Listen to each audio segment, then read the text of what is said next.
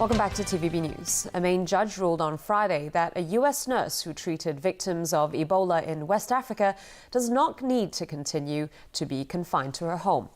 Nurse Casey Hickox's challenge of Maine's 21-day isolation rule became a key battle in the dispute between some U.S. states and the federal government. A handful of states have imposed mandatory quarantines on health workers returning from 3 Ebola-ravaged countries in West Africa. The federal government is concerned about discouraging potential medical volunteers. Hickox maintains that she's symptom-free, so she's not a threat to anyone.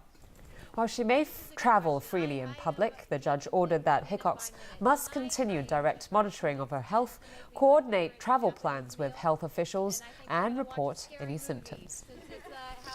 I am very satisfied with the decision. The 3 points that he is still recommending that I abide by are 3 points that I believe is part of this good compromise that we can make. We will only win this battle as we continue this discussion, as we gain a better collective understanding about Ebola and public health, as we overcome the fear, and most importantly, as we end the outbreak that is still ongoing in West Africa today. Another twist in the political turbulence gripping the West African country of Burkina Faso. 2 military leaders appear to be vying to seize power after one of Africa's longest-serving rulers stepped aside. 27 years after he seized power in a military coup, Blaise Compaoré stepped down as president on Friday after protesters stormed parliament and set the building on fire.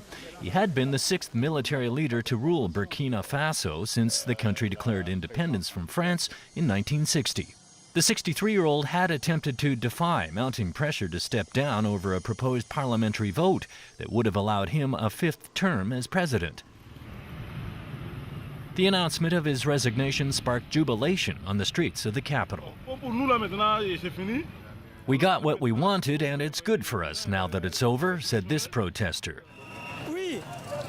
But in the power vacuum left by the former president, the uncertainty appears far from over. Compaoré's departure leaves 2 military factions vying for control of the country. Soon after Compaoré's resignation, Honoré Traoré, an army general and joint chief of staff, told a packed room of reporters that he was assuming the presidency until elections are called. It's not clear, however, if he has the backing of all the military or the support of the opposition. And today, Lieutenant Colonel Isaac Zita, shown here, declared he will take over as head of state. Meanwhile, many protesters are backing the country's former defense minister to lead the power transition.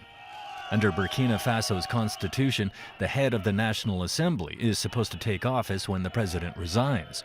But parliament was dissolved by Traoré during a brief martial law declared on Thursday. Burkina Faso is one of the world's poorest nations, but amid continued stability, it has played a key role as a Western ally against al-Qaeda-linked groups in West Africa.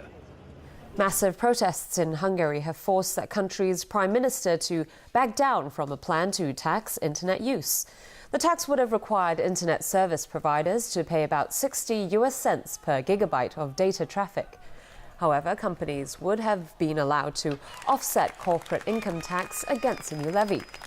Prime Minister Viktor Orban promoted the tax as a way to bring down Hungary's budget deficit.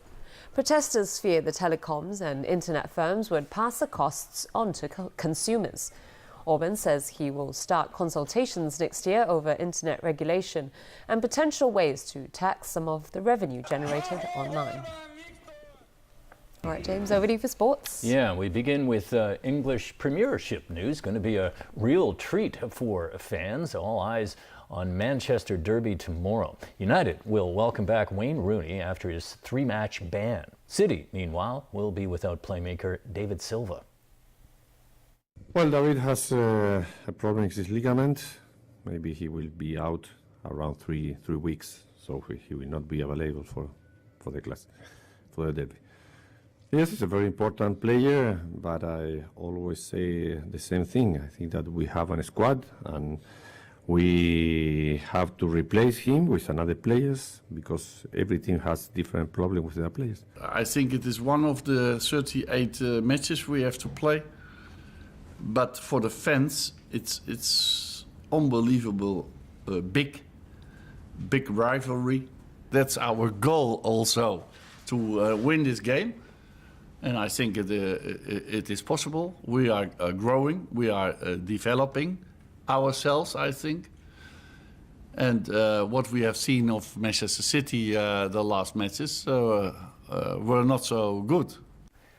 NBA action. The Memphis Grizzlies are 2-0 in the young NBA season. They overcame the Pacers in Indiana last night. The Grizzlies suffered a setback